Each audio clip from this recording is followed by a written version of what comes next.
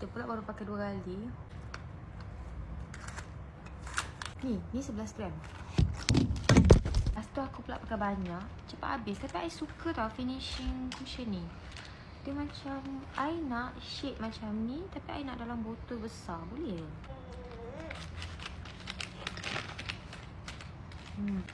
Sebab ni lah aku tak suka travel. Mesti tertinggal barang.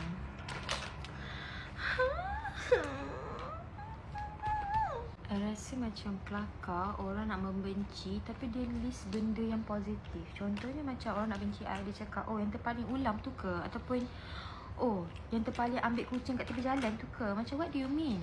Tu macam benda baik je. Point out lah benda negatif. Contohnya, oh yang dulu banyak piercing tu ke? Yang dulu pakai turban ke? I macam okay, faham. I love betul si makeup punya liquid blush ni. Super pigmented. I ni tak adalah kemaruk nak putih tau, tapi I macam stres jugalah bila tangan gelap muka putih ni. I hari-hari berlawan dengan setan kat telinga. Dia cakap kat I, belilah produk putih, pergilah cucuk vitamin. Jangan kau nak hidup lama ke tak? Kau nak jaga anak kau sampai tua ke tak? Kalau nak, jangan cari penyakit. So that's how I still sabar dengan warna kulit yang berbeza ni.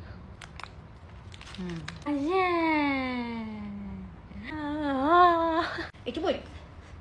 I tak insecure dengan orang cantik tau, tapi I insecure dengan orang pandai makeup. I nampak video budak sekolah semalam makeup baddie siap reti pakai fake lashes. I don't know why. As I grew older, I macam lagi tak reti makeup. Kenapa makeup aku makin buruk I once a matcha hater. I rasa macam kenapa orang makan rumput, and now I am so freaking obsessed. You kena try a good matcha, barulah you akan rasa benda tu sebenarnya sedap and tak rasa pelik. Kalau you rasa rumput pun, dia macam rumput yang sedap. I dah faham kenapa matcha lover dia rasa in denial dengan ayat matcha rasa rumput. Sebab bila I dah suka matcha, I tak rasa pun matcha tu macam rumput.